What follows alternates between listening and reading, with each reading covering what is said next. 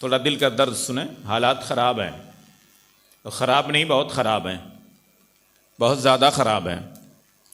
آپ کے گاؤں کے، آپ کے شہر کے، آپ کے محلے کے ہی نہیں، پورے ملک کے خراب ہیں، اور کس قدر خراب ہیں آپ کو اچھی طرح پتہ ہے۔ کس قدر خراب ہیں آپ کو اچھی طرح پتہ ہے۔ ایک بات میں دہرا رہا ہوں، غالباً یہ ہارون رشید کا واقعہ ہے۔ ہارون رشید نے حضرت امام مالک رضی اللہ تعالی عنہ سے سوال کیا تھا، اگر حضور علیہ السلام کے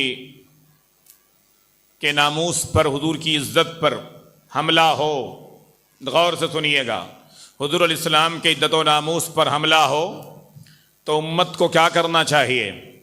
امام مالک رضی اللہ تعالیٰ عنہ نے فرمایا امت کو پہرا دینا چاہیے۔ بولیں کیا کرنا چاہیے؟ امت کو پہرا دینا چاہیے حضور علیہ السلام کے عزت و ناموس پر۔ حضور علیہ السلام کے عزت و ناموس پر امت کو پہرا دینا چاہیے۔ حدیث شریف میں آتا ہے، پیارے آقا صلی اللہ علیہ وسلم ارشاد فرماتے ہیں، لا یؤمن احدکم حتی اکون احب الیہ من والدہ وولدہ والناس اجمعین۔ تم میں کوئی بھی شخص اس وقت تک مومن نہیں ہو سکتا جب تک اپنے باپ، اپنی اولاد اور پوری کائنات سے زیادہ مجھ سے محبت نہ کرے۔ یہ پیارے آقا صلی اللہ علیہ وسلم کی حدیث ہے، پیارے آقا علیہ السلام کا فرمان ہے۔ اب اس فرمان کے مطابق ذرا ہم اپنے سینے پر ہاتھ رکھیں، اپنے سینے پہ ہاتھ رکھیں، اور ہاتھ رکھنے کے بعد اپنا محاسبہ کریں، اپنے ایمان کا، عقیدے کا جائزہ لیں، اپنے اعمال کا جائزہ لیں، اپنے اعمال اور کردار کا جائزہ لیں، اپنا محاسبہ کریں، اپنے سماج اور معاشرے کو دیکھیں، اپنی حالت دیکھیں، اپنا گھر خاندان دیکھیں، اپنا مزاج، اپنا طور طریقہ دیکھیں، تو پھر آپ خود فیصلہ کریں کہ آیا یہ کہ ہمیں حضور اکرم صلی اللہ علیہ وسلم سے محبت کتنی ہے، پیارے آقا علیہ السلام سے عقیدت کتنی ہے۔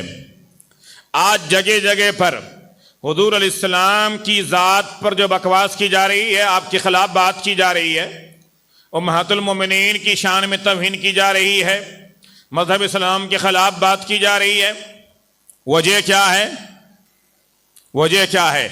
لوگوں نے ہم کو دیکھ لیا ہے، لوگوں نے ہمیں سمجھ لیا ہے، ہماری حقیقت کو وہ اچھی طرح سے جان چکے ہیں، ہماری حیثیت جان چکے ہیں، ہمارے کردار سے واقف ہو چکے ہیں، ہمارے طور طریقے، ہمارے مزاج سے واقف ہو چکے ہیں، سب تمام باتوں سے واقفیت ہو چکی ہے۔ ہمارا وہ جو ٹمپریچر ہوتا ہے نا، ٹمپریچر انہیں اچھی طرح سے پتا ہے کہ ہمارے دل میں ایمانی رمق کس قدر ہے، حضور علیہ السلام کی محبت کس قدر ہے، پیارے آقا صلی اللہ علیہ وسلم سے عقیدت کس قدر ہے۔ ہم وہ چند لمحے کے مسلمان ہیں جو کہیں مجمع میں، کہیں جلوس میں، کہیں جلسے میں، کہیں پیر کے سامنے، کہیں اپنے فقیر کے سامنے، کہیں کسی عالم کے سامنے، شیخ کے سامنے نعرہ تکبیر و رسالت بلند کرتے ہیں، اور جب ہم نعرہ تکبیر و رسالت بلند کرتے ہیں تو ایسا لگتا ہے کہ ہم سے بڑا مسلمان کوئی نہیں ہے، ہم سے بڑا سنی کوئی نہیں، ہم سے بڑا عاشق کوئی نہیں ہے، ہم سے بڑا غوث اعظم غریب نواز کا چاہنے والا کوئی نہیں ہے، لیکن وہ چند لمحے کے بعد جب یہ نعرہ لگاتا ہے نا یہ بندہ، یہ مسلمان، نعرہ تکبیر یا نعرہ تکبیر اللہ اکبر، نعرہ رسالت یا رسول اللہ، اس طرح سے جب نعرے لگاتے ہیں نا، اور یہ کہتا ہے کہ ہم جان دے دیں گے، ہم یہ قربان کر دیں گے، وہ سب باتیں سب کرتا ہے، لیکن اسی وقت بر وقت اگر جو میرا مشاہدہ ہے، بہت مواقع پر جو میں نے امتحان لیا ہے، جائزہ لیا ہے، جو میں نے دیکھا ہے، جو میں نے آپ سے عہد و پیمان لیا ہے کہ ایک منٹ پہلے جو بندہ جان دینے کی بات کرتا ہے، قربانی دینے کی بات کرتا ہے، آل اولاد فدا کرنے کی، نچھاور کرنے کی بات کرتا ہے، ایک منٹ آگے سے اگر اسی سے کہو کہ بھائی آپ 5 وقت کی نماز پڑھیں گے تو اس کو خاموشی کے علاوہ کچھ نہیں نظر آتا۔ اس سے اگر یہ سوال کرو کہ آپ شرع کے مطابق اپنی زندگی گزارتے ہیں تو ہاں لا برادری کے علاوہ وہ کوئی جواب نہیں دیتا. اگر اس سے یہ سوال کرو کہ آپ جوا اور زنا سے، سود اور بیاج سے، ان تمام خرافات سے پاک اور بعد رہیں گے، پاک ان تمام سے جو ہے بری و ذمہ رہیں گے، پاک و صاف رہیں گے، تو بندہ کوئی جواب نہیں دیتا ہے. یعنی ایک لمحے کے بعد ہماری نیت بدل جاتی ہے، ہمارا ارادہ بدل جاتا ہے، ہمارے خیالات بدل جاتے ہیں، ہماری باتیں، ہمارے جملے بدل جاتے ہیں. تو یہ زمانہ دیکھ رہا ہے، یہ مخالفین دیکھ رہے ہیں، یہ حاسدین دیکھ رہے ہیں، یہ دشمنان اسلام دیکھ رہے ہیں کہ مسلمان کس قدر کردار میں مضبوط ہے، مسلمان لین دین میں کس قدر مضبوط ہے. میرے ہاتھ میں دارالقضاء کی ذمہ داری ہے نا. صرف نکاح اور طلاق کے مسائل نہیں آتے ہیں، زیادہ تر ایسے بھی مسائل آیا کرتے ہیں. فلاں نے پیسہ لے لیا ہے، دینے کا نام نہیں لیتا ہے. فلاں نے زمین ہڑپ کر لی ہے، دینے کا نام نہیں لے رہا ہے. فلاں نے گھر لے لیا ہے، قبضہ کر لیا ہے، میں نے کرائے پر دیا تھا، چند سال رہ گیا تو اب خالی نہیں کر رہا ہے، اپنے نام اس نے نوٹری کروا لی ہے، اپنے نام اس نے ایگریمنٹ کروا لیا ہے. یہ سارے معاملات ہیں. یعنی مسلمان جو ہے پیسہ لے کر کے ساتھ نہیں لیتا ہے، مسلمان جائیداد ہڑپ کر رہا ہے، مسلمان رقمیں ہڑپ کر رہا ہے، مسلمان اپنے بھائی برادر کا حق حقوق ہڑپ کر رہا ہے، مسلمان مسلسل جو ہے اپنی بہنوں کی اور اپنے بیٹیوں کی حق اور ان کا حصہ جو ہے، جو شرع نے متعین کیا ہے، اللہ اور رسول نے متعین کیا ہے، مسلسل اسے کھا رہا ہے. قرآن کہتا ہے اپنی بیٹیوں کو حصہ دو. قرآن کہتا ہے اگر تمہارے باپ کی جائیداد ہے تو اپنی بہنوں کو اس میں سے حصہ دو. لیکن ہم تو کروڑوں ان کی شادی میں ناجائز خرچہ کرتے ہیں، حرام خرچہ کرتے ہیں، صرف دکھانے کے لیے. کروڑوں خرچہ کرنے کے بعد بھی جو اس کا حق ہوتا ہے، جو اس کا حصہ ہوتا ہے، جو قرآن نے متعین کیا ہے، جو حدیث میں متعین کیا گیا ہے، وہ حصے سے ہم اسے محروم رکھتے ہیں. یاد رکھو یہ کروڑوں اگر خرچہ کر کے آپ اس کی شادی کر رہے ہو، اپنی شان بڑھا رہے ہو، لوگوں میں یہ بات واضح کرنا چاہتے ہو کہ ہم بہت بڑے سیٹھیاں ہیں، تو آپ کروڑوں خرچہ کر کے بھی بہن کے حق سے ادا نہیں ہو سکتے جب تک شریعت نے، قرآن و سنت نے جو اس کا حصہ متعین کیا ہے اسے آپ نہیں ادا کر رہے ہیں. یاد رکھیں اگر ایک دن کا بھی آپ نے کسی کا حق مارا ہے تو اللہ اور رسول کی بارگاہ میں 1000 سال کی عبادت ہے آپ کے منہ پہ مار کر کے اس حقوق العباد کے عوض اللہ تعالیٰ آپ کو جہنم میں داخل کر سکتا ہے. درود شریف پڑھیں.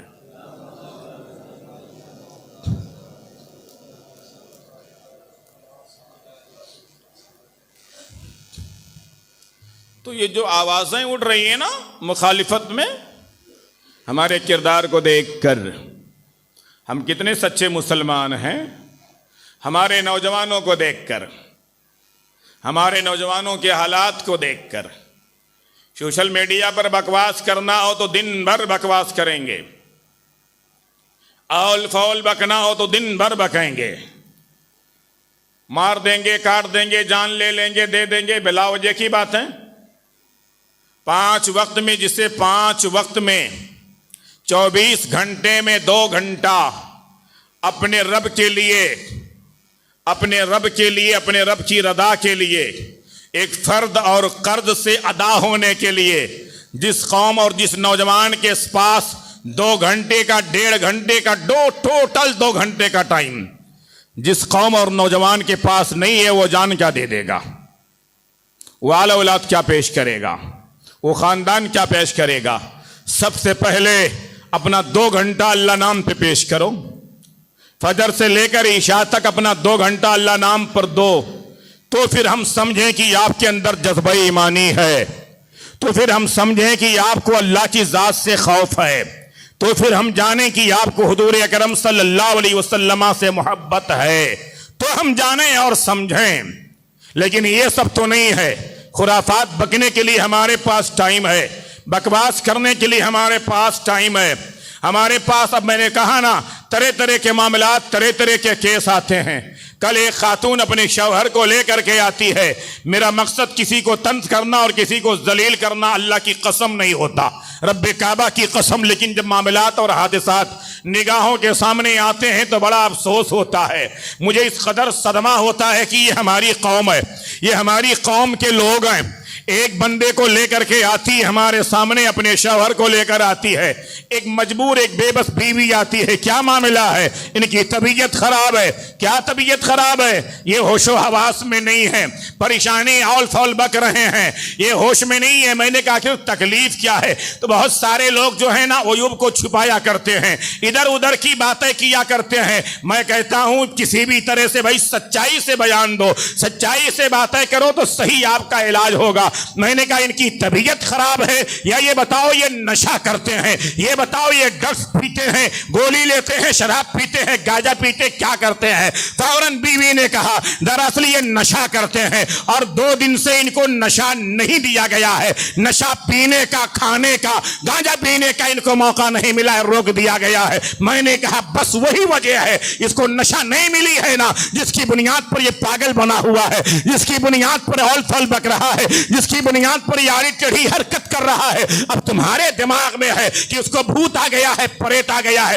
یہ ساری غلط باتیں ہیں. میں نے دعا کیا, دعا کر کے میں نے پانی دیا اور دعائے خیر کیا. میں نے کہا جاؤ اس کا علاج کرو, ڈاکٹر کو بتاؤ. اب اس کا میں کیا علاج کروں؟ میں صرف دعا کر سکتا ہوں کہ پروردگار اسے نشہ سے محفوظ فرمائے, مولا اسے گندی عادت اور حرکات سے محفوظ فرمائے. یہ حالات ہیں ہمارے معاشرے کے کہ لوگ مسجدوں میں لے کر کے آتے ہیں اس طرح سے علاج کرانے کے لیے, مدارس میں لے کر کے آتے ہیں, دارالخدا میں لے کر کے آتے ہیں. یہ سب دیکھنے کے بعد بڑا افسوس ہوتا ہے جب ہمارے اس معاشرے اور سماج کو دوسرے لوگ جو ہے نا, دیکھیے سوشل میڈیا کا زمانہ ہے, سوشل میڈیا پر آپ ہی نہیں ہے, آج پوری دنیا ہے, اور آپ کی تو حیثیت ہی نہیں ہے سوشل میڈیا پر, یوٹیوب پر, فیس بک پر. آپ صرف خرافات کے لیے جاتے ہیں. دوسری قومیں جو ہے نا اپنا کام کر رہی ہیں, اپنے مذہب کا کام کر رہی ہیں, اپنے دھرم کا کام کر رہی ہیں, اپنے دین کا کام کر رہی ہیں, اپنے معاشرے اور سماج کا کام کر رہی ہیں, اپنے قوم کے لیے کام کر رہی ہیں. جب آپ یوٹیوب پر جاتے ہو نا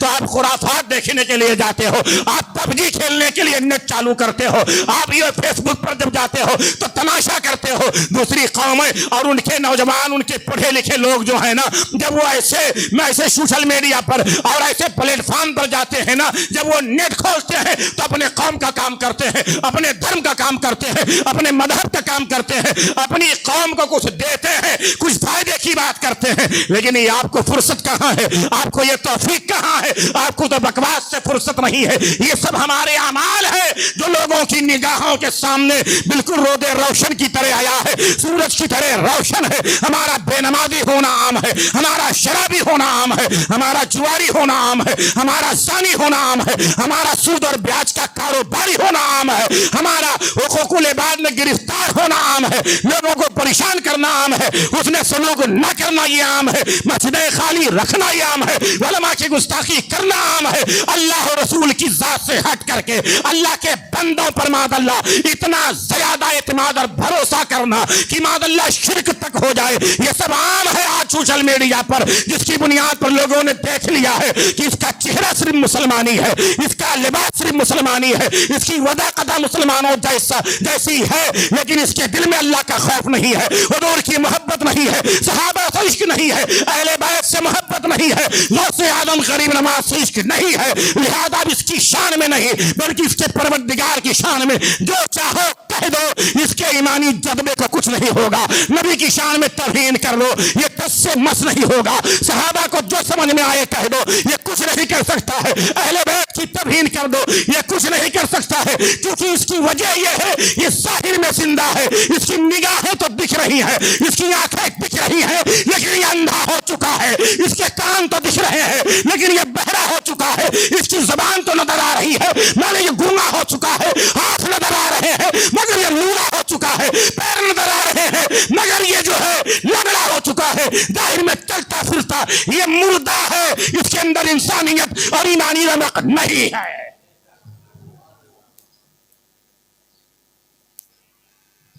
کسی کو کیا بتائیں زوال کیسا ہے, یہ سب اپنے ہی اعمال کا نتیجہ ہے. درود شریف پڑھیں.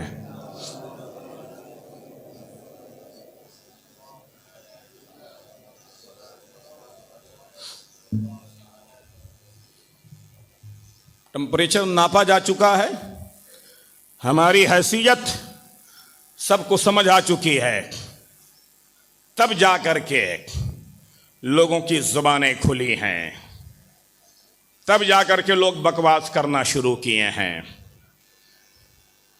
अल्लाह की ज़ात पर बात हो, हुजूर की शान में बकवास हो, सहाबा की अज़मत पर तबर्रा हो, अहले बैत की ज़ात पर बकवास हो, ठीक है, उसके बाद भी हम लगे रहें पबजी में।